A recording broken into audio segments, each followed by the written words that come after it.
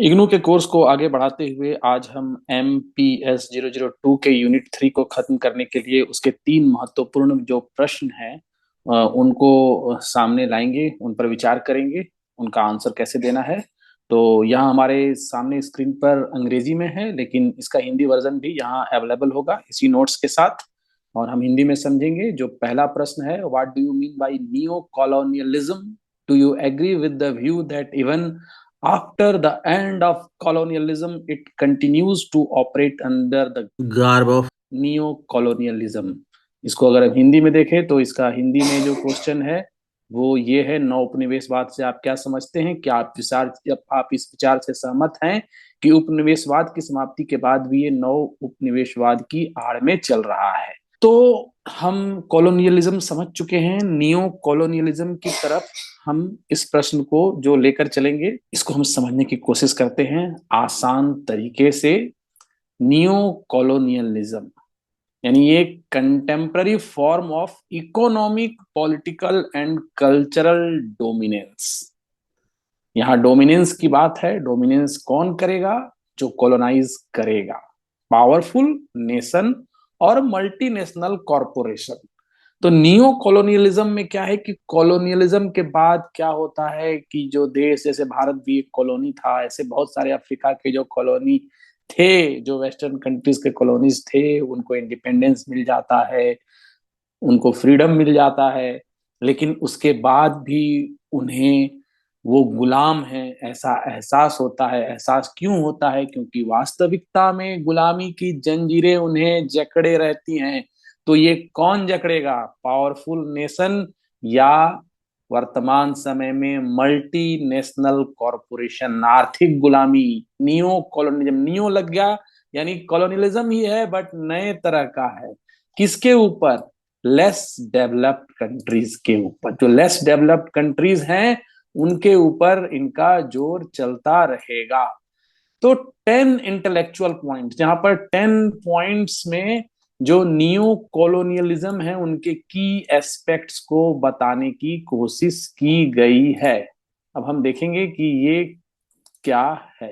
पहला, neo colonialism में क्या होता है? Economic exploitation. जाहिर सी बात है कि जो लेस डेवलप्ड कंट्रीज हैं उनका इकोनॉमिक मींस के द्वारा इकोनॉमिक एक्सप्लॉइटेशन कब होता है?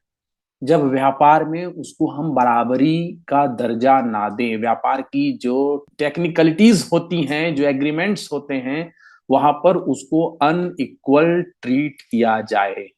तो ये अनइक्वल ट्रेड हो गया। जो ट्रेड एग्रीमेंट्स होते हैं, डेप्ट डिपेंडेंसी यानी उसको कर्ज की जाल में फंसा कर रखना।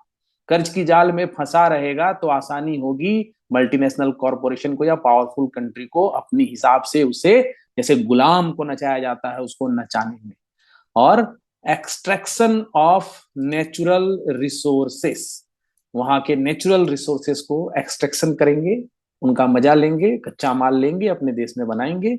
Economic structure are often design to benefit the dominant nation, यानी सारा इकोनॉमिक हेर फेर जो होता है, इकोनॉमी के चक्कर में फंसा के कि आपका हम डेवलपमेंट करेंगे लेकिन ये शर्तें हैं, और इस चक्कर में उसको। दूसरा पॉइंट जो है वो पॉलिटिकल इन्फ्लुएंस में है।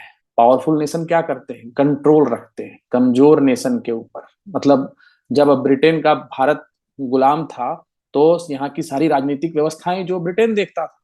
इस तरह से कई नेशन जो है अफ्रीका के, वो आजाद हो गए, उनको फ्रीडम मिल गया, लेकिन वहां के अंदर की राजनीति में क्या होगा? पॉलिटिकल इन्फ्लुएंस उन पावरफुल नेशन द्वारा उनकी आजादी के बाद भी चलता रहा। तो ये नियो कॉलोनियलिज्म की कैरेक्टरिस्टिक में है कि वहां के पॉलिटिकल सिस्टम को इन्फ्लुएंस करते हैं, इनडायरेक्ट इंटरवेंशन करते हैं। डायरेक्ट इंटरवेंशन नहीं करेंगे, इनडायरेक्ट इंटरवेंशन करेंगे, क्योंकि वो वहां इसलिए प्रभावित करते हैं वहां की राजनीति को कि ऐसी संरचनाओं को, राजनीतिक संरचनाओं को देखना चाहते हैं, सत्ता उनके हाथ में देखना चाहते हैं कि उनका मैक्सिमम हित हो पाए।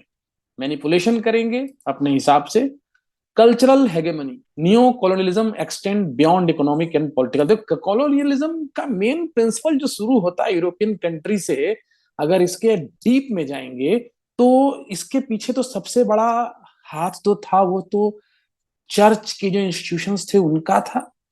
जो मिशनरीज थी उनका था, उनको नन क्रिश्चियन वर्ल्ड को क्रिश्चियनाइज भी करना था, उनको कल्चरल डोमिनेंस में भी लाना था, अपने वेस्टर्न कल्चर को फैलाना था। कल्चरल हेगेमनी का मतलब होता है मेरा कल्चर बेस्ट है और आपकी संस्कृति मेरे संस्कृति की तरफ चले, झुकाव रहे, और हमारी संस्कृति को फॉलो करते करते हमारे कल्चर को डोमिनेंट मानते हुए हमारे वैल्यू, लैंग्वेज, आइडियोलॉजी, रिलीजन हर चीज से जुड़ जाए। ये आपने देखा कि जहां जहां यूरोपियन नेशंस की कॉलोनीज थी, पूरा लैटिन अमेरिका हो, अफ्रीका के बहुत सारे देश हो, भारत हो, वहां पर किस तरह अंग्रेजी भाषा का प्रचार भी इसीलिए किया गया कि हम उनके वैल्यूज को, उनके लैंग्वेज को, उनके कल्चर को, और बहुत हद तक जहां वो सफल हो पाए, भारत में उतनी सफलता नहीं मिले, अपने रिलीजन को भी, जो उनका रिलीजन था, उसको फैलाएं।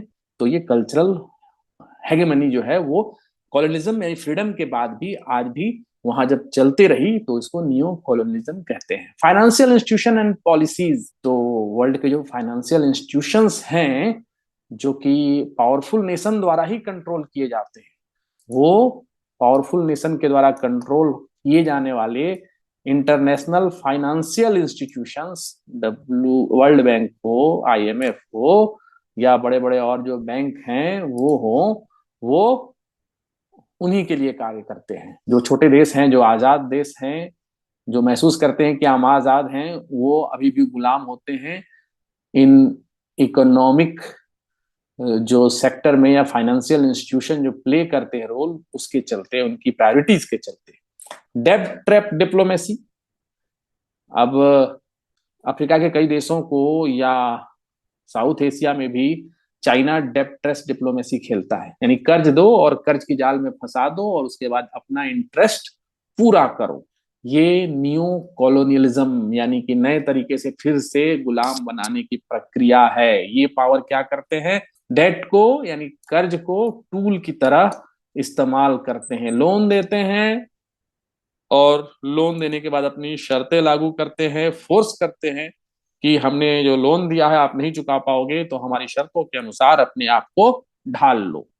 रिसोर्स एक्सप्लॉइटेशन, तो जो डेवलपिंग अंडर डेवलप्ड कंट्रीज, इनके पास काफी रिसोर्सेज है, इन रिसोर्सेज की जरूरत है।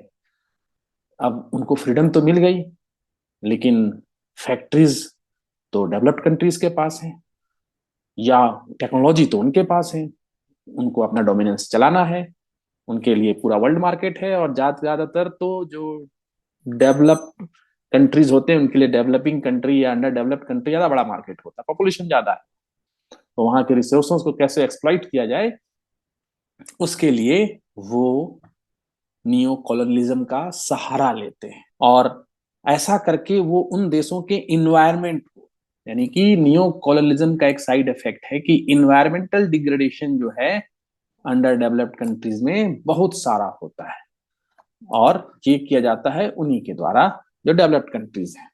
ट्रेड डिस्पैरिटीज, डिस्पैरिटीज का मतलब होता है व्यापार तो हम करेंगे लेकिन जितनी सुविधाएं व्यापार में टेक्निकली हम लेंगे उतनी सुविधाएं आपको नहीं देंगे, आपके साथ शर्तें लागू होंगी।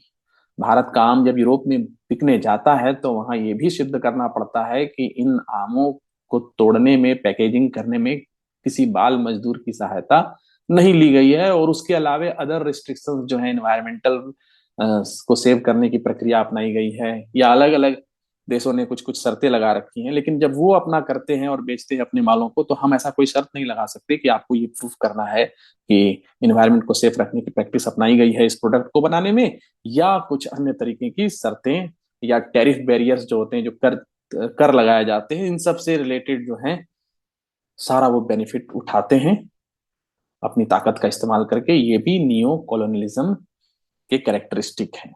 Technological dependence, neo colonialism often involve the imposition of technological dependence.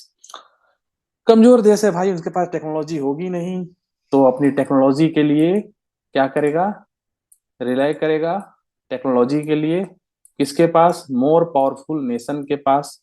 तो इनके पास ही सब टेक्नोलॉजी होगी, तो ये अब टेक्नोलॉजी को जो इस्तेमाल करने देंगे उसके लिए भी शर्तें लगाएंगे, या सारी टेक्नोलॉजी देंगे नहीं, टेक्नोलॉजी के लिए आप उस पर निर्भर रहिए। भारत राफेल खरीदेगा लेकिन पुर्जे के लिए डिपेंडेंट रहेगा, भारत बहुत सारी चीजें खरीदेगा तो भारत तो फिर भी रिवर्स इंजीनियरिंग से अपने बहुत सारे टेक्निकल चीजों को बनाने लग गया है, लेकिन जो छोटे छोटे देश हैं वो बहुत सारी चीजों को खरीदते हैं और उनके पूर्वजों के लिए डिपेंडेंट रहते हैं। Military intervention, while not always a direct feature, neo colonialism का एक डायरेक्ट फीचर नहीं माना जाए, लेकिन फिर भी एक पार्ट है नियो कॉलोनियल स्ट्रेटजी का। न्यू कॉलोनियल स्ट्रेटजी का है कि वो मिलिट्री इंटरवेंशन फोर्स या थ्रेट ऑफ फोर्स से, कि भाई इस नाम पे कि हमको इकोनॉमिक इंटरेस्ट अपना देखना है, अपना इन्फ्लुएंस बढ़ाना है, तो मिलिट्री इंटरवेंशन की बातें भी सामने आती हैं। अफ्रीका के छोटे मोटे देशों में ऐसी बातें सामने आती हैं, जहां यूरोप या अमेरिका जैसे देश जो हैं वो उनके स्वतंत्र होने के बावजूद भी, उनके स्वतंत्र अस्तित्व होने के बावजूद भी, सॉवरेन कंट्री होने के बावजूद भी वहां मिलिट्री जो है अपना इंटरफेरेंस इंटरवेंशन करते हैं। Resistance and solidarity movement. Neo-colonialism has spurred resistance movement and call for solidarity among nations facing its effect. अब क्या है कि न्यू कॉलोनियलिज्म जो है वो जो जो देश इससे प्रभावित हैं, जो देश इसको झेलते हैं, जिन देशों को ये प्रभावित करता है, वो देश जो हैं एक तरह के, जैसे आप हिंदी में देख पाएंगे, प्रतिरोध आंदोलनों को बढ़ावा दिया है, राष्ट्रों के बीच एकजुटता का आह्वान किया है, जमीनी स्तर के आंदोलन और अंतर्राष्ट्रीय सहयोग, वैश्विक न्याय और समानता पर। नियो कॉलोनिज्म जब बढ़ेगा तो उसके कैरेक्टरिस्टिक में ही है कि जो इससे प्रभावित होंगे वो एकजुट होंगे। वो एकजुट होंगे तो क्यों एकजुट होंगे? वो न्याय की मांग करेंगे और समानता की बात करेंगे। जो भी ट्रेड रिलेटेड एक्सपेक्ट्स हैं या टेक्नोलॉजिकल एडवांसमेंट में उनको जो बेनिफिट मिलना चाहिए, हर जगह समानता की बात करेंगे। तो नियो कॉलोनियलिज्म के जो इफेक्ट है उसको चुनौती देने के लिए वो प्रयास करेंगे। यानी ये उपनिवेश, नौ उपनिवेशवाद के कैरेक्टरिस्टिक को अभी हमने समझा, ये इस तरह से कार्य करता है। जैसा हमने कि प्रश्न में देखा था, do you agree with the view that even after the end of colonialism it continue to operate under the garb of neo colonialism? यहाँ पर अपने व्यूज दे रहे हैं, तो उस व्यूज को यहाँ पर बताया गया है। अगर हम हिंदी में भी देख सकते हैं इसको, I don't have personal opinion और बिलीफ, मतलब आप ऐसे भी लिख सकते हैं, इस नोट्स में ऐसे लिखा गया है कि आपको पर्सनल ओपिनियन देना है। हम यहाँ से हिंदी में देखते हैं। मेरी कोई व्यक्तिगत राय या मान्यता नहीं है, हालांकि मैं इस विचार से जुड़े परिप्रेक्ष्यों के बारे में जानकारी प्रदान कर सकता हूँ कि उपनिवेशवाद के औपचारिक अंत होने के बाद भी नौ उपनिवेशवाद कायम है। सवाल पूछा गया है, उसी को अपने विचारों में बतलाना है। यहाँ पर सारी बातें बतलाने के क्रम में विद्वानों, कार्यकर्ताओं, आलोचकों का तर्क है कि नव उपनिवेशवाद एक वास्तविकता है। उनका तर्क है कि पूर्व औपनिवेशिक शक्तियां पूर्व उपनिवेशों या अन्य कम विकसित देशों पर आर्थिक, राजनीतिक और सांस्कृतिक प्रभाव बनाए रखती। पूर्व औपनिवेशिक शक्तियां यानी जिन्होंने पहले अपनी कॉलोनी उनको बनाई थी, जो उन्होंने पहले उनको गुलाम बनाकर रखा था, तो जिनको गुलाम बनाया था वो हो गए पूर्व उपनिवेश, या कोई अन्य कम विकसित देश पर आर्थिक, राजनीतिक और सांस्कृतिक प्रभाव बनाए रखती है। और जब बनाए रखती हैं तो वो कोशिश करती हैं कि वो प्रभाव जब बनेगा तो जिन माध्यमों से बनेगा वही माध्यम की चर्चा की गई है। जैसे असमान व्यापार हो गया, ऋण बोझ, डेट ट्रैप हो गया, वैश्विक आर्थिक संरचनाएं, जो चीजें हमने अंग्रेजी में ऊपर देखी उसी को यहाँ हिंदी में बताया गया है। तो नौ उपनिवेशवाद के आलोचकों का तर्क है कि भले ही देशों ने, जो नियो कॉलोनियलिज्म के जो आलोचक है वो कहते हैं कि जो देश है उनको स्वतंत्रता मिल गई। स्वतंत्रता क्या है? एक राजनीतिक स्वतंत्रता कहते हैं, का मतलब पॉलिटिकली हमारे पास कॉन्स्टिट्यूशन है, हम सॉवरिन हो गए, मतलब ऐसी कंट्री के बारे में कहा जा रहा है कि वो उनको सॉवरिनिटी है, कॉन्स्टिट्यूशन है, वो अपना राजनीतिक स्वतंत्रता को एंजॉय कर रहे हैं, अपना सरकार खुद बना रहे हैं, लेकिन आर्थिक रूप से तो निर्भर हैं शक्तिशाली राष्ट्रों पर। उसी को कहा गया कि आर्थिक रूप से तो अधिक शक्तिशाली राष्ट्रों पर निर्भर रहते हैं। अंतर्राष्ट्रीय संस्थान, अंतर्राष्ट्रीय संस्थान आईएमएफ हो, वर्ल्ड बैंक हो, बड़े बड़े बैंक हो, इंश्योरेंस एजेंसीज हो, ये आर्थिक नीतियां बनाती हैं जो प्रमुख देशों के हितों को प्रभावित होती हैं। उन्हीं के प्रभाव को लेकर जो कमजोर देश हैं उन पर वो प्रभाव डालती हैं, शोषण में योगदान करती हैं। यानी कि होता क्या है कि शोषण में योगदान ही होता है ऐसे एजेंसियों के द्वारा। सांस्कृतिक साम्राज्यवाद एक और पहलू है जिसका अक्सर उल्लेख किया जाता है, जहां शक्तिशाली देशों का मीडिया, भाषा, सांस्कृतिक मूल्य कम शक्तिशाली देशों की संस्कृतियों पर हावी रहता है। मतलब सांस्कृतिक रूप से हम गुलाम हो गए हैं। जैसे भारत कहते हैं कि आज भी हम अंग्रेजी के गुलाम हैं, इसलिए हम यहाँ हिंदी पर ले आए थोड़ा, क्योंकि गुलामी तो चली रही है, पढ़ना अंग्रेजी में, समझना अंग्रेजी में। तो ये क्या है कि सांस्कृतिक गुलामी है। इसको जाने में ये 10 साल, 20 साल, 50 साल में नहीं जा सकती है। इसको जाने में 100, 250 साल की गुलामी के बाद अभी 100 साल भी नहीं हुए, तो जाने में भी इसको 250 साल लगेगी। तो ये सांस्कृतिक गुलामी है। ये बदले में सामाजिक संरचनाओं और पहचान को प्रभावित कर सकता है। ये ध्यान रखना महत्वपूर्ण है कि नव उपनिवेशवाद पर दृष्टिकोण अलग अलग हो सकते हैं और हर कोई इस बात पर सहमत नहीं है कि ये किस हद तक संचालित होता है या इसका प्रभाव क्या है। चूंकि वहां विचार पूछे गए थे तो इसको इस तरह से इन लाइनों को बताया गया है। कुछ लोगों का तर्क है कि वैश्विक परिदृश्य जटिल है और यद्यपि नव उपनिवेशवाद के तत्व मौजूद हो सकते हैं, मतलब वर्ल्ड को हम देखें तो वर्ल्ड को समझना बहुत कठिन है, जटिल है। हम ये कह सकते हैं कि ऐसा लग रहा है कि देश स्वतंत्र होकर भी पूरी तरह स्वतंत्र नहीं है, किसी पर डिपेंडेंट है, गुलाम जैसे ही हैं। नव उपनिवेशवाद का लक्षण है, तब तो मौजूद हो सकते हैं। ये पूरी तरह से अंतरराष्ट्रीय संबंधों को परिभाषित नहीं करता। मतलब इंटरनेशनल रिलेशन में नियो कॉलोनिज्म के आधार पर हम पॉलिसीज नहीं बना सकते या डिक्लेयर नहीं कर सकते कि ये कंट्री जाकर हम मंच पर कहें कि वो नियो कॉलोनिज्म वहाँ उसका असर है और इस तरह से वो प्रभावित है, और उसको हम परिभाषित कर सकते हैं, बता सकते हैं कि ऐसा ऐसा है, इसलिए उस कंट्री को नियो कॉलोनिज्म के असर से माना जा सके। ये एक एहसास है उस देश के लिए जिसको टेक्निकली डिपिक्ट किया जा सकता है, बट उसको फॉर्मली बताया नहीं जा सकता है। संक्षेप में ये विचार कि नौ उपनिवेशवाद उपनिवेशवाद के बाद भी कायम है, चल रही चर्चा और बहस का विषय है, और ऐतिहासिक, राजनीतिक और आर्थिक संदर्भों सहित विभिन्न कारकों के आधार पर दृष्टिकोण भिन्न हो सकते हैं। दृष्टिकोण भिन्न हो सकते हैं का मतलब सब अलग अलग तरीके से सोच सकते हैं। कुछ लोगों को लगेगा इन summary the view that new colonialism persist, मतलब है अभी भी। पोस्ट कॉलोनियलिज्म मतलब कॉलोनियलिज्म के बाद भी is a subject of ongoing discussion and debate and perspective में डिफर। किसी को लगता है कि हाँ है, कोई कहेगा नहीं इसको हम नहीं मानेंगे, इसको हम नियो कॉलोनियलिज्म नहीं मानेंगे, ये नहीं है। तो ये इस प्रश्न का पूरा उत्तर हो गया। ये हमने इस प्रश्न को कंप्लीट किया। अब हम थ्योरी ऑफ नियो कॉलोनियलिज्म जो है वो इग्नू के ब्लॉक में कैसे दिया हुआ है उसको भी देख लेते हैं। वहां की जो दो चार इंपॉर्टेंट बातें हैं। The term new colonialism was probably used for the first time by Nkrumah. Nkrumah के बारे में भी अभी अगले सवाल में हम पढ़ेंगे। प्रेसिडेंट ऑफ घाना थे। तो यहाँ जो मुख्य बात है थ्योरी ऑफ न्यू कॉलोनियलिज्म में जो बताई गई है कि वो कहते हैं कि जो देश आजाद हो जाते हैं उनको बस एक झंडा मिल जाता है, लेकिन उस झंडे के अलावा कि वो मेरा झंडा है, मैं आजाद हूं, उनको और कुछ भी प्राप्त नहीं होता। यहाँ पर यही बात को बताया गया। और फिर उदाहरण दिया गया है कि मलेशिया आज भी ब्रिटिश कॉलोनी के तरह ब्रिटिश कंट्रोल करते हैं कैपिटलिस्ट इकोनॉमी को। British troops still station in Singapore. तो ये थोड़ा सा पहले की बात है, अभी शायद इस तरह से पूरी तरह नहीं है। उसके बाद नेक्रूमास थेसिस ऑन नियो कॉलोनिज्म। तो इसके पहले हम इनके बारे में जो सवाल है उसको ले लेते हैं, फिर इस ब्लॉक में आके ब्लॉक के आधार पर भी देखेंगे। तो अगला सवाल जो हम लेते हैं वो है, do you agree with the view that Nkrumah is the pioneer of the theory of neo colonism, outline his main thesis. अब हमें ये जो सवाल है ये भी ब्लॉक का है, इसका भी आंसर तैयार कर लेते हैं कि क्या आप इस विचार से सहमत हैं। ये हिंदी में भी होगा यहाँ। यहाँ क्या आप इस विचार से सहमत हैं कि नक्रूमा नौ उपनिवेशवाद सिद्धांत के प्रणेता हैं, उनकी मुख्य थीसिस की रूपरेखा प्रस्तुत करें। तो हम प्रस्तुत करेंगे। तो इसके पहले हम एक बार देखते हैं नक्रूमा।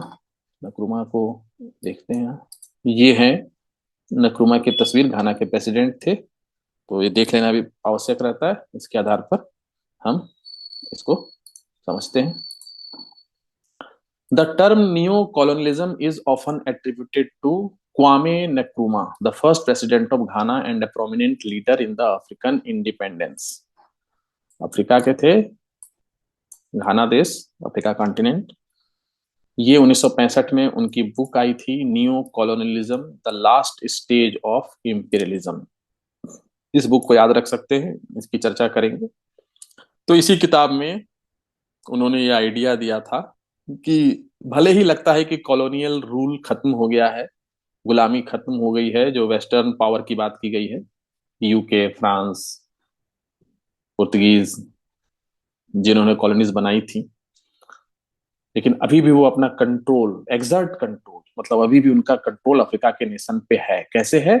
इकोनॉमिक और इनडायरेक्ट मींस का मतलब तरीके से वो कंट्रोल है।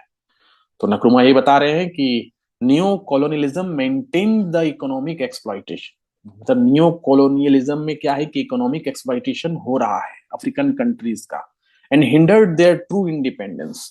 यानी कि स्वतंत्र जो है, स्वतंत्रता जो है, सच्ची स्वतंत्रता उनको अभी नहीं मिली है, क्योंकि मल्टीनेशनल कॉरपोरेशन हो, इंटरनेशनल फाइनेंशियल इंस्टीट्यूशन हो, इंटरनेशनल मल्टीनेशनल उनका इकोनॉमिक स्ट्रक्चर हो, इन सबों ने डिपेंडेंसी का मतलब ऐसा बना रखा है कि हमको उन पे डिपेंड करना ही करना है। जो पहले हमको गुलाम बनाए हुए थे, हम उन पर निर्भर हैं ही हैं। भारत के संदर्भ में ऐसा नहीं है, हमने तो यहाँ के लोगों ने तो ईस्ट इंडिया कंपनी तक को खरीद लिया, और यूके की हालत तो अब भारत कहीं आगे निकल चुका है उससे। लेकिन बाकी अफ्रीका के कई देश जो जिनके पहले गुलाम थे, अब उन पर इस तरह से निर्भर है, या उन पर नहीं तो वैसी ही ताकतवर संरचनाओं वाले देशों पर ही निर्भर है।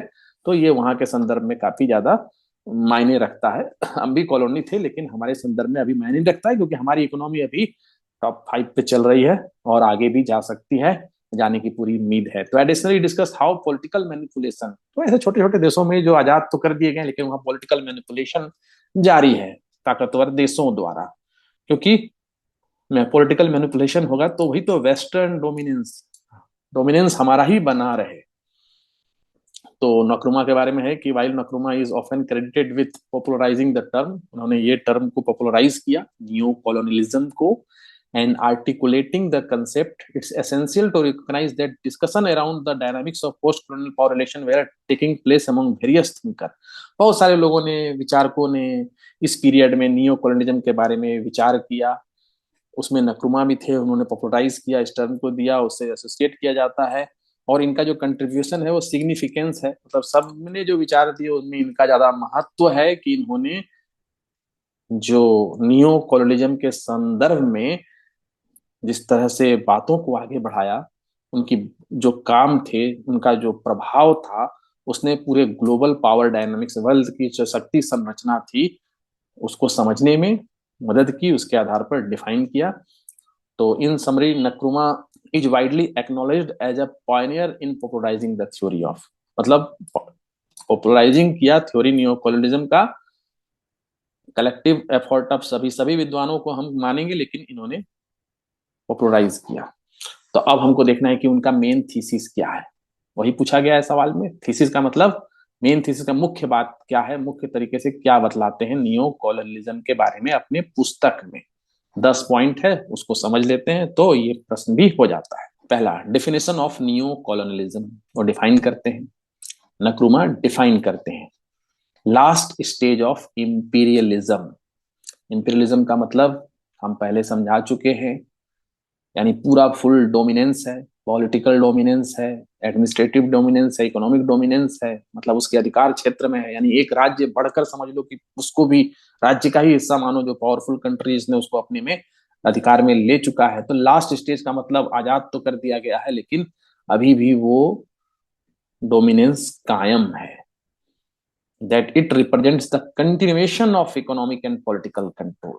जब हम अंग्रेजों के गुलाम थे तो पॉलिटिकल कंट्रोल उनका था, यहाँ क्या बनेगा, कहाँ बिकेगा, वहां का क्या बिकेगा, पैसा जो होगा उसका प्रयोग कौन करेगा, टैक्स कौन लगाएगा, इकोनॉमिक कंट्रोल।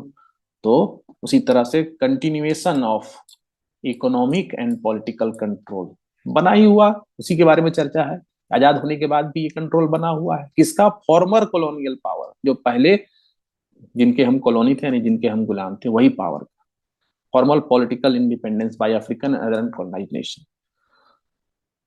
दूसरा पॉइंट है इकोनॉमिक एक्सप्लॉइटेशन। नक्रुमा कहते हैं कि न्यू कॉलोनियलिज्म इज, मतलब प्राइमरली कैसे होता है, इकोनॉमिक मीन्स से होता है। आजाद देश है तो वहां जाके सरकार तो वहां का आदमी आके नहीं बैठेगा, बनाएगा, आदेश देगा, पॉलिसी पास करेगा, बट आर्थिक तरीके से उसको नचाएगा। जैसे कठपुतली धागे से नाचती है, वैसे वो पावरफुल नेशन जो है आर्थिक तरीके से, ट्रेड से, पैसा से, डेब्ट टैप से उस को नचाएगा, ग्रिप रखेगा वहां की इकोनॉमी पे, grip on economies of newly independent, जो नए नए इंडिपेंडेंट वहां की पूरी इकोनॉमी को ग्रिप में रखेगा। वो चाहेगा तो वहां की इकोनॉमी की जीडीपी बढ़ जाएगी, चाहेगा तो घट जाएगी। स्ट्रक्चर ऑफ इकोनॉमिक कंट्रोल, तो कैसे करेगा, तो मतलब स्ट्रक्चर क्या होगी, संरचना, कि वो इकोनॉमिक को कंट्रोल कर सके। कठपुतली को तो धागा की संरचना से उंगलियों में पहना के कंट्रोल करते हैं, तो जो देश आजाद तो कर दिए गए, लेकिन उसको किस संरचना से हम कंट्रोल करेंगे। तो वहां पर international monetary fund, IMF, world bank, ये सब लोन देने वाले हैं। इन सब में सभी जो विकसित देश हैं उन्हीं के प्रतिनिधि होते हैं, वही निर्णय लेते हैं, उन्हीं का बहुमत होता है, उन्हीं का पैसा ज्यादा होता है। जैसे ट्रेड होता है वर्ल्ड लेवल पे, तो लोन दिए जाते हैं, पैसे की वैल्यू क्या होगी, ये सब जिस तरह मैकेनिज्म से समझा जाता है, कितना लोन दिया जाएगा, व्यापार घाटा, इसका हिसाब किताब क्या होगा, जो इंस्टीट्यूशन है वो सारा उन्हीं के इंटरेस्ट में काम करते हैं, interest of the powerful nation, उसी को सर्व करते हैं। जब उनके इंटरेस्ट को सर्व करेंगे तो क्या होगा, जो डेवलपमेंट एंड सॉवरेनिटी और न्यूली इंडिपेंडेंट स्टेट है उनके, मतलब वो जाए भाड़ में, हमारी होनी चाहिए मस्ती। और फिर क्या करते चौथे पॉइंट में, पॉलिटिकल मैनिपुलेशन। पॉलिटिकल मैनिपुलेशन का मतलब है कि वही देखेंगे कि उस देश में ऐसे लोगों को चुन लेंगे जो लाभ के लिए कुछ भी कर सकते हैं, ऐसे राजनीतिक व्यक्तियों को चुनेंगे जो वही कार्य करेंगे जिससे कि उसको लाभ हो, अपनी तरह की सरकार, अपने तरह के लोगों को ही आगे बढ़ाने का काम करेंगे, वैसे ही लोगों को ठेका मिले जिससे कि हमारे देश पर बिजनेस आए। जो पावरफुल कंट्री है वही चाहेगा, तो वही करते हैं कि इलीट, लोकल इलीट, ऐसे लोग जो सत्ता को संभालेंगे, जो बिजनेस को संभालेंगे उस आजाद देश में, उनको मैनिपुलेट करेंगे। सरकार भी वैसी ही चुनी जाएगी जो कि जैसा जैसा हम चाहें वैसा वैसा वहां करते जाए, उसको अपना फायदा हो, इलेक्शन को कंट्रोल करेंगे। कल्चरल इम्पीरियलिज्म, कल्चरल इम्पीरियलिज्म जहाँ पे कल्चरल वैल्यू, लैंग्वेज, मीडिया, ये सब जो शक्तिशाली देश हैं वो डोमिनेट करेगा वहां की संस्कृति को। जो देश हैं, पावरफुल देश हैं, वहां की कल्चर हावी रखेगी, अपने वैल्यू नॉर्म्स के हिसाब से वहां की कल्चर को इन्फ्लुएंस करेगी। इसी के बारे में बताया गया है। Challenges to true independence, Nkrumah argue that new colonial poses significant obstacle to, अरे सही रूप से स्वतंत्रता हमने प्राप्त की ही नहीं, नक्रुमा कह रहे हैं। अफ्रीका के देशों के बारे में कहा जा रहा है स्वतंत्रता का मतलब होता है कि सिर्फ कागजी स्वतंत्रता नहीं होना, अपनी झंडा लग जाना और अपनी सरकार चुन के पॉलिसी बनाना नहीं, सही स्वतंत्रता जो है वो प्राप्त नहीं हुई है, क्योंकि इकोनॉमिक कंट्रोल है ही, पॉलिटिकल कंट्रोल है ही, कल्चरल रूप से डोमिनेंस है ही, तो हमको वो नहीं मिलता है, ये भी एक प्रॉपर्टी है। Call for unity and resistance, Nkrumah कहते हैं कि हम सभी अफ्रीका के देशों को अपना एक यूनिटी बनाना चाहिए और हमको रेसिस्ट करना चाहिए, जो फोर्स है नियो कॉलोनिज्म का उसको, for a united front to break free from economic and political shackle, उससे फ्री होने के लिए। तो कहा गया इन समरी नक्रुमा's thesis revolve around the idea that neo-colonialism represent a continuation of imperialist control। continuation of imperialist control का मतलब कंटिन्यूटी है, आजाद हो भी गए लेकिन वो जो जिनके गुलाम थे वो कंटिन्यूटी अभी उसी का चल रहा है, उसी के की गुलामी चल रही है, फॉर्म बदल गया है। फॉर्म क्या है, इनडायरेक्ट हो गया है, इकोनॉमिक हो गया है, पॉलिटिकल हो गया है, कल्चरल हो गया है।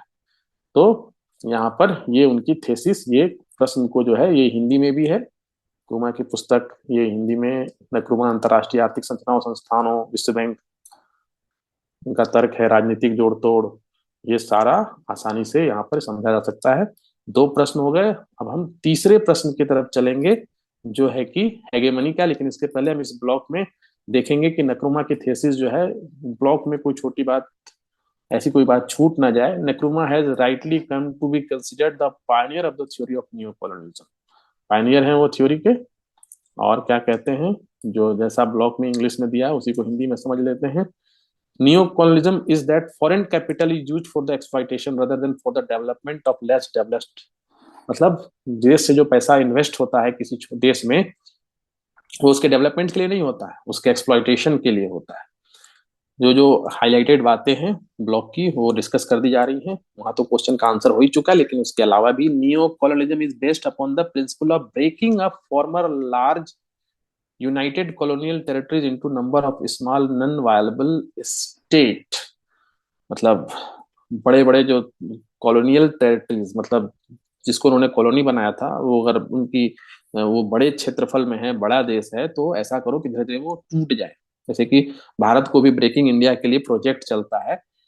पावरफुल नेशन, डेवलप्ड कंट्रीज जो है, उनका एक ग्रुप जो है, वो एक अलायंस जो है चाहता है कि भारत भी छोटे छोटे ब्रेकअप हो जाए, टूट जाए। जैसे कि पाकिस्तान को तोड़ा, पाकिस्तान दो देशों में टूटा, वैसे भारत भी जो है वो टूटा क्यों नहीं, टूट जाए।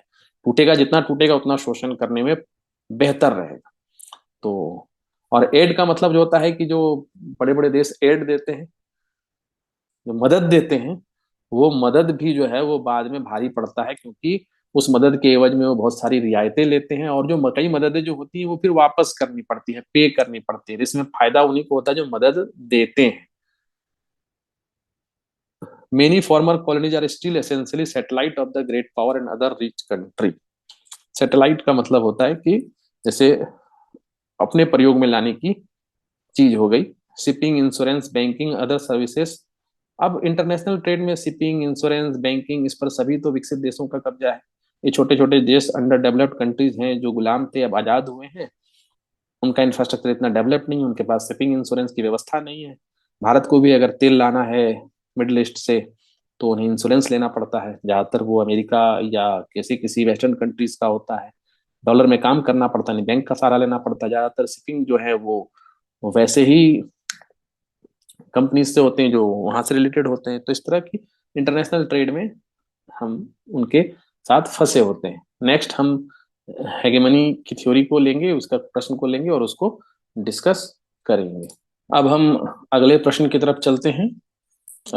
ये है, in what ways do you think the Marxist theory of hegemony help in enriching our understanding of the dynamics of international politics. इसको हिंदी में है कि आपको क्या लगता है कि किस तरह से आधिपत्य का, हेगेमनी, आधिपत्य का मार्क्सवादी सिद्धांत हमें समृद्ध बनाने में मदद करता है। तो इसको समझते हैं, हेगेमनी के सिद्धांत को। 10 की पॉइंट्स टू हेल्प। यहाँ पर 10 की पॉइंट्स की बात की गई है, जिससे कि हम समझेंगे कंसेप्ट ऑफ हेगेमनी को। डेफिनेशन, ये प्रश्न को समझने के लिए पहले हम, हेगेमनी रेफर्स टू द डोमिनेंस और कंट्रोल ऑफ वन ग्रुप और state over the others. Dominance का मतलब होता है कि मुझे आपसे कोई काम करवाना है, तो कई तरीके हो सकते हैं। पहला तरीका तो ये हो सकता है कि आपके मन में कोई डर हो, और उसको, डर को पैदा करने के लिए हमें कोई नुकसान करना पड़े, या नुकसानों की एक सीरीज जो है वो चलती रहे, जिससे पता चले कि ये नुकसान किया था, तो अब ना करने पर ये नुकसान कर देंगे। या दूसरा, सिर्फ इतना तय हो कि ये शक्तिशाली है, और शक्तिशाली के हित में कार्य करना ही मेरे लिए बेहतर है, इससे हमें कई फायदे हो सकते हैं, और अगर हम नहीं करेंगे तो हमें नुकसान हो जाएगा, और ये नुकसान जो होगा वो पक्का होगा। तो हमें किसी कोएसिव मेथड की जरूरत नहीं पड़ेगी, यानी कि डोमिनेंस और जो कंट्रोल है वन ग्रुप और स्टेट ओवर अदर्स। तो यहाँ इंडिविजुअल की बात थी, यहाँ पर एक ग्रुप या एक राज्य की जो दूसरे राज्य पर डोमिनेंस होता है।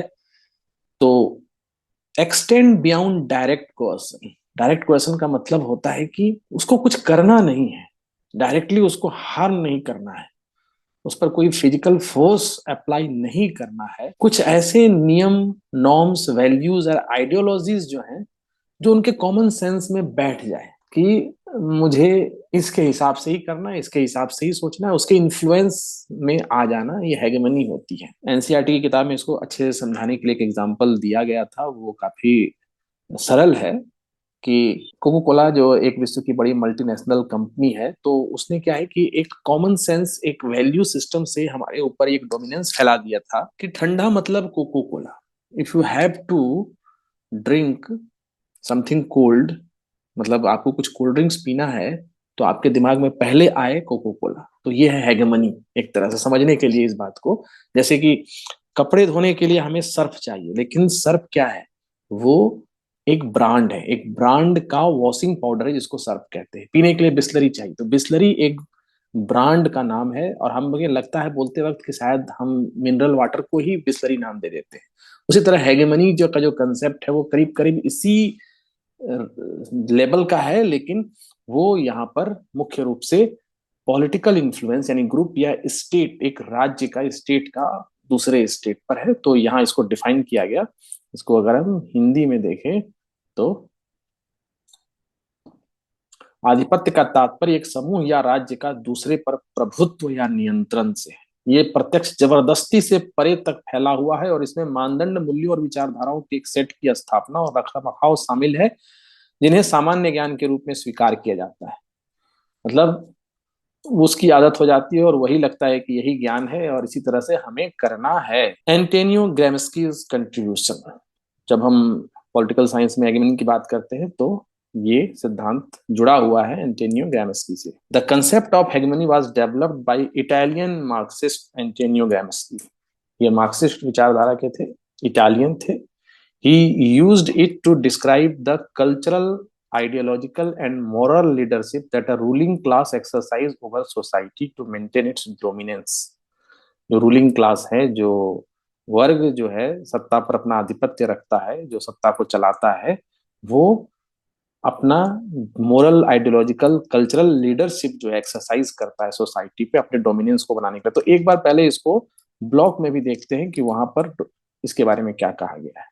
Greek word hegemonia meaning lender, widely used term in international relation theory, most frequently used to connotate the predominant position of the most powerful state in the international system.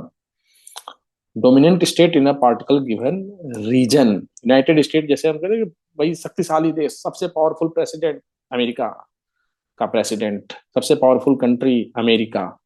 तो ये एक विचार के तौर पर हमारे अंदर बैठ जाता है, उस तरह से जो उनका सिस्टम काम करता है।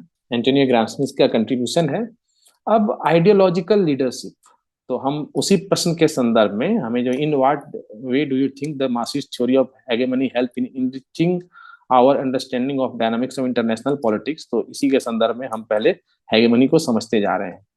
Ideological leadership, hegemony involves the ability of the dominant group to shape and control the prevailing idea, belief and cultural norm in society। जो ग्रुप या जो राज्य जिसके पास शक्ति है या शक्ति के क्षेत्र में जिसका डोमिनेंस है, वो सबको अपने हिसाब से, अपने आइडिया के हिसाब से, अपनी बिलीफ या कल्चरल सिस्टम के हिसाब से अपनी नीतियों को बनाने के लिए, समझ शक्ति हासिल करने के लिए, मुद्दों को हल करने के लिए वो अपनी प्रभुता की छाया है वो फैलाकर रखता है और उसी के अंतर्गत, उसी के अनुसार सारे कार्य होते चले जाते हैं। आइडियोलॉजिकल लीडरशिप होता है।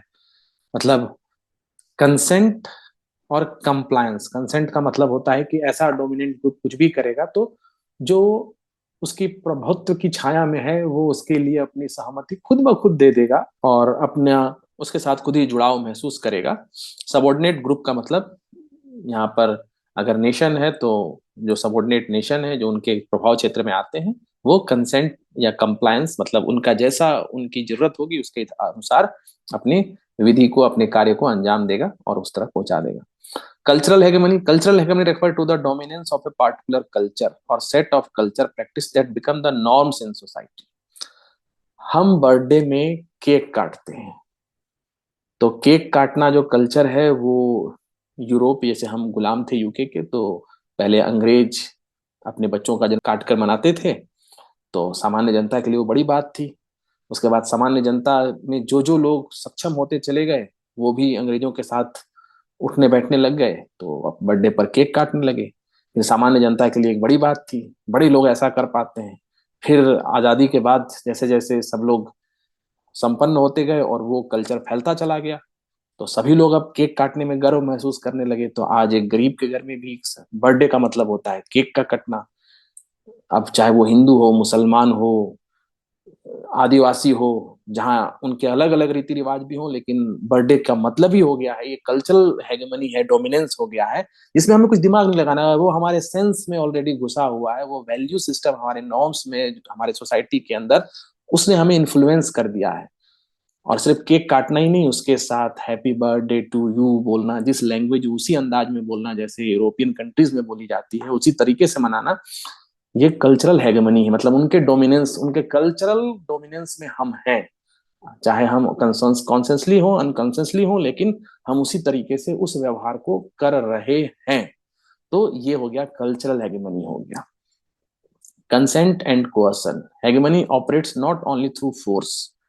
ऐसा करने के लिए हम पे कोई ताकत तो नहीं आजमाई जाती है, हमारा कंसेंट ही है, क्योंकि हम सबॉर्डिनेट रहे उनके, गुलाम रहे उनके, और उसके बाद हमें उनकी सुपीरियरिटी के द्वारा, मतलब उनकी जो सुपीरियर चीजें हैं, हमको लगने लगा कि ये चीजें सुपीरियर है, और हम उसी तरीके से उसको करने लग गए हैं और हमने उसको इंटरनलाइज कर दिया है। जैसे यूरोपियन कंट्रीज में मिलिट्री या पुलिस अपने सीनियर्स को जिस तरह से गार्ड ऑफ ऑनर देना, सम्मान देना, जिस तरह से सैल्यूट करना है, आजकल वही तो हर देश की मिलिट्री, चाहे वो अरब देशों की भी मिलिट्री हो, तो बहुत सारे जो डिसिप्लिन्स हैं वो तो उसी नॉर्म्स और वैल्यूज पर चलते हैं, उसी तरीके से ऑपरेट होते हैं, उसी को स्टैंडर्ड प्रोसीजर माने लग गया है। तो Gramsci framework, the state is a crucial instrument for the exercise of hegemony. यानी स्टेट जो है वो, जैसे हमने ग्रुप की बात की, ग्रुप भी सबऑर्डिनेट ग्रुप पे अपना डोमिनेंस दिखा सकता है, लेकिन स्टेट जो है, इंटरनेशनल सिस्टम की जब बात करेंगे तो वहां स्टेट की बात करेंगे, ग्रुप से मतलब है नहीं। स्टेट एक क्रूशियल इंस्ट्रूमेंट है, एक्सरसाइज करता है हेगेमनी का। The state institution such as the legal system, education, media contributes to the dissemination and reinforcement of dominant ideology. तो स्टेट के इंस्टीट्यूशंस जो हैं, डिसेमिनेशन का मतलब उसको फैलाते हैं, उसको दूसरे स्टेट को जो इंटरनेशनल सिस्टम में है उसको रीइंफोर्समेंट करते हैं, उस डोमिनियन आइडियोलॉजीज को मानने के लिए, उसी हिसाब से अपनी व्यवस्थाओं को संजोने के लिए, अपनी व्यवस्थाओं को चलाने के लिए।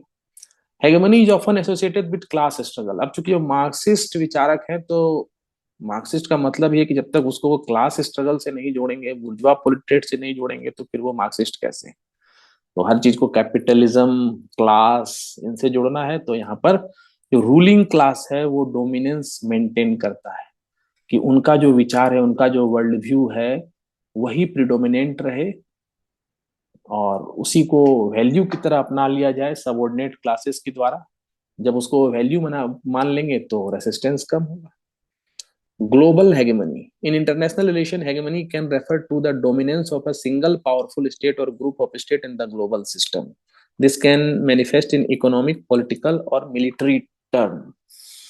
तो इंटरनेशनल रिलेशन में जो सबसे शक्तिशाली देश है, उसका डोमिनेंस, उसके ग्रुप के डोमिनेंस, उसके स्टेट के इंस्टीट्यूशन के डोमिनेंस ग्लोबल सिस्टम पे रहेंगे, उनका इकोनॉमी पे डोमिनेंस रहेगा।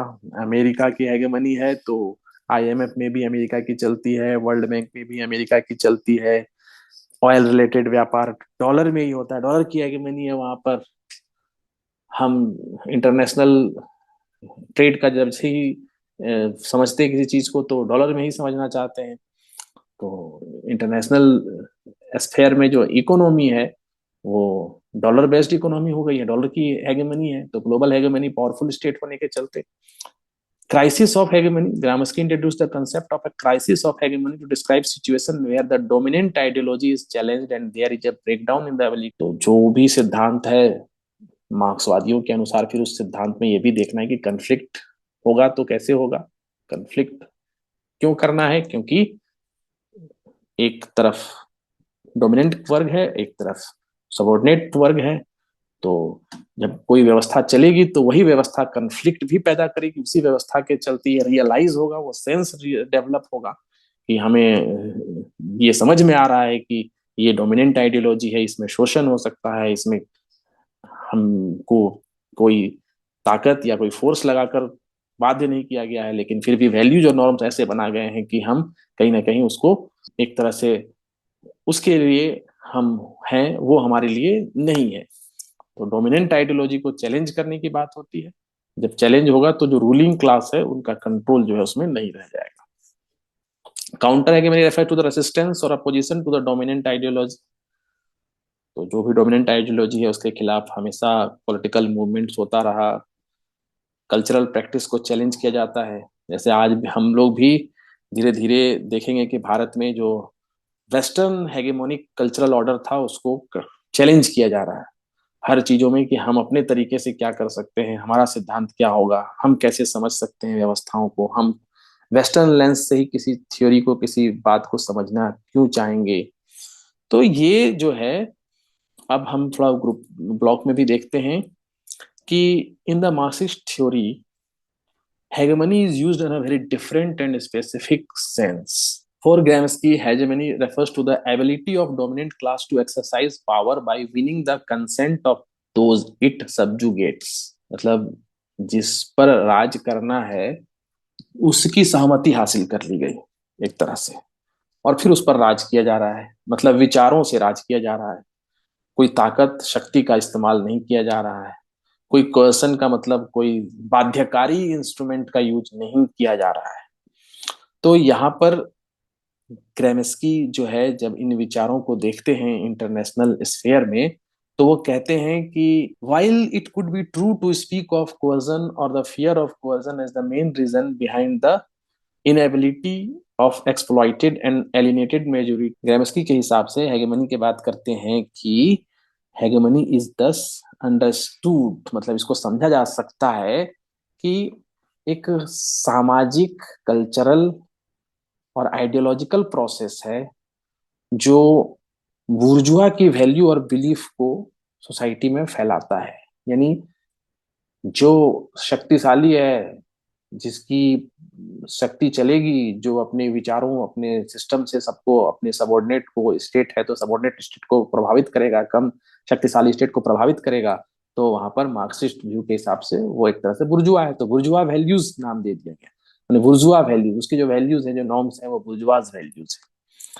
तो ग्रामस्की जो है वो उसको यही लगता है कि वो रूलिंग क्लास एक तरह से वो रूल कर रहा है, कंसेंट के आधार पर रूल कर रहा है। बुर्जुआ वैल्यू, पॉलिटिकल कल्चरल जो भी वैल्यू है वो डोमिनेंट क्लास के वैल्यूज है, वो उसको समाज में फैला रहा है, दूसरे देशों में फैला रहा है, और उनके कॉमन सेंस पे हावी है। उसको पता ही नहीं चल रहा है कि मेरा शोषण हो रहा है और शोषण किया जा रहा है। मीडिया, मीडिया का भी हेगेमनी हो जाता है, वेस्टर्न मीडिया की हेगेमनी है। एजुकेशन सिस्टम की हेगेमनी है, यहाँ चर्चेज, वॉलंटरी ऑर्गेनाइजेशन सबके नाम दिए हुए हैं। ग्रामस्की का कंट्रीब्यूशन क्या है कि मार्क्सिस्ट लाइन में जो है वो ज्यादातर बात होती है इकोनॉमिक फैक्टर की, मेटेरियलिस्टिक जो फैक्टर्स हैं उसकी बात होती है, लेकिन ग्रामस्की ने डायरेक्ट सुपर स्ट्रक्चर को पकड़ा। यानी जो इकोनॉमिक सिस्टम होगा उसमें जो सुपर स्ट्रक्चर होगा, यानी जिस व्यवस्था के अंतर्गत ही सभी चीजें, कला, संस्कृति, राजनीति, सब कुछ जिससे निर्धारित होगा, तो उस सुपर स्ट्रक्चर को इन्होंने फोकस किया है। और ट्रेडिशनल या ऑर्थोडॉक्स मार्क्सिस्ट जो इकोनॉमिक बेसिस पे चलते हैं उनसे अलग हटकर विचार दिया है। तो ग्रामस्की का इंटरनेशनल रिलेशन का जो हेगेमनी का सिद्धांत है वो यही बात को लेकर चलता है। कैसे इसने फ्री ट्रेड के लिए एक तरह से इन्वायरमेंट बना रखा है। पावरफुल कंट्री ने जो हेगेमनिक व्यवस्था बना रखी है मुख्य रूप से वो फ्री ट्रेड के लिए बना रखी है। फ्री ट्रेड होगा तो इससे उनको फायदा होगा, उस फ्री ट्रेड के लिए सभी लोग कहीं ना कहीं जुटे हुए हैं। तो हमने भी ये देखा। तो Marxist theory of hegemony developed by Antonio Gramsci provides a valuable framework for understanding the dynamics of international politics. इससे इंटरनेशनल पॉलिटिक्स के डायनामिक्स को समझने में बहुत ही एक वैल्यूएबल फ्रेमवर्क है। ये इस पे एम्फेसाइज करता है role of ideological and cultural dominance in maintaining social order while originally formulating to explain class relation within a society, the concept of hegemony can be, तो जो क्लास रिलेशन की बात थी उसको इंटरनेशनल एरिना में भी और स्ट्रक्चर में भी इसको अप्लाई किया जा सकता है। तो यहां से हम देखते हैं कि Marxist theory of hegemony enriches our understanding of international politics. कुछ पॉइंट्स हैं उसको हम डिस्कस कर लेंगे। आइडियोलॉजिकल इन्फ्लुएंस एंड कंसेंट, तो ये हिंदी में भी है, हम हिंदी में भी इसको देख सकते हैं। वैचारिक प्रभाव, मार्क्सवादी अर्थ में आधिपत्य, यानी हेगेमनी में एक विशेष विचारधारा या विचार के समूहों का प्रभुत्व शामिल होता है। कोई विचारधारा है या विचार का समूह है, उसका प्रभुत्व है, वो छाया हुआ है समाज या अंतरराष्ट्रीय संबंध में वैश्विक समुदाय द्वारा कॉमन सेंस के रूप में स्वीकार किया जाता है। मतलब कॉमन सेंस का मतलब उसमें बहुत दिमाग नहीं लगाना है, सामान्य रूप से यही बात समझ में आती है। कैसे किसी शक्तिशाली राज्य न केवल दबाव के माध्यम से बल्कि वैश्विक स्तर पर अपनी विचारधारा, मानदंड और मूल्यों के प्रसार और स्वीकृति के माध्यम से भी प्रभाव डालते हैं। मतलब उनको वह कार्य कराने के लिए कोई बाध्यता या बाध्यकारी कार्य या कोई पीड़ात्मक कार्य नहीं करना पड़ा, उन्होंने ऐसे वैल्यू सिस्टम या मूल्य ही बना दिए हैं कि अब उनकी विचारधारा और मानदंडों को हम स्वीकार कर रहे हैं और उसकी स्वीकृति के माध्यम से हम चल रहे हैं। वैश्विक पूंजीवाद और आर्थिक आधिपत्य, तो मार्क्सवादी सिद्धांत आर्थिक संरचना और वर्ग संबंध पर जोर देता है। तो इसे अंतर्राष्ट्रीय राजनीति में लागू करने के लिए यह विश्लेषण करने में मदद मिलती है कि वैश्विक पूंजीवाद और आर्थिक हित कैसे राज्य के बीच आकार देते हैं।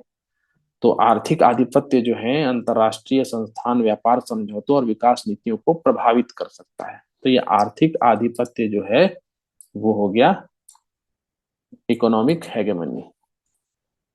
राज्य को वर्ग संघर्ष के स्थल के रूप में, ग्राम्स्की कहता है कि राज्य वर्ग संघर्ष का प्रमुख स्थल है। राज्य जो है अंतर्राष्ट्रीय राजनीति में ये जांचने की अनुमति देता है कि राज्य विशेष रूप से शक्तिशाली राज्य वर्ग हितों के साधन के रूप में, ये जो शक्तिशाली राज्य है, जो हेगेमोनिक स्टेट है, वो मुख्य रूप से वर्ग का हित साध रहा है। किस वर्ग का? बुर्जुआ वर्ग का। तो उसके साथ क्या है कि जब ऐसा होगा तो असमानता को कायम रखेगा। सांस्कृतिक साम्राज्यवाद, सांस्कृतिक साम्राज्यवाद में हम देखते हैं कि आधिपत्य का मार्क्सवादी सिद्धांत सांस्कृतिक साम्राज्यवाद को समझने में मदद करता है। जो प्रमुख राष्ट्र हैं, जो शक्तिशाली राष्ट्र हैं, अपने सांस्कृतिक मूल्य, भाषा और विचार को अधीनस्थ राष्ट्रों को निर्यात करते हैं। जैसे हम अमेरिका की संस्कृति, मैकडोनल्डाइजेशन जिसको कह सकते हैं, या ग्लोबलाइजेशन में हम उसी से प्रभावित हैं, उसी के मूल्य, उसी की भाषा, उसी की विचारधारा, इससे हम प्रभावित रहते हैं। ये सांस्कृतिक प्रभाव अंतरराष्ट्रीय प्रणाली में शक्ति अंतर को बनाए रखने में योगदान देता है। उसके बाद ग्राम्स्की ने प्रति आधिपत्य की अवधारणा पेश की। प्रतिरोध या चुनौती, प्रति आधिपत्य का मतलब, अब जब हेगेमनी है तो ग्राम्स्की वो मॉडल भी पेश कर रहा है कि इस हेगेमनी को कैसे काउंटर किया जाएगा, कैसे आंदोलन हो किए जाएंगे, कैसे गठबंधन होंगी, कैसे राज्य में मौजूद वैश्विक व्यवस्था को चुनौती दी जा सकती है, इन सब के बारे में बात की गई है। तो यहाँ पर हम इन पॉइंट्स के आधार पर, इसको ज्यादा लंबा नहीं करते हुए, हम मुख्य रूप से हेगेमनी को समझ चुके हैं, एंटोनियो ग्राम्स्की के सिद्धांत को समझ चुके हैं। तो यूनिट 3 को हम यहाँ खत्म करते हैं। यहाँ पर हम सभी प्रमुख प्रश्नों की प्रमुख बातों को समझ चुके हैं और ये सारे नोट्स जो हैं वो लिंक के रूप में अवेलेबल होंगे। अगले यूनिट में फिर अगली बात करेंगे।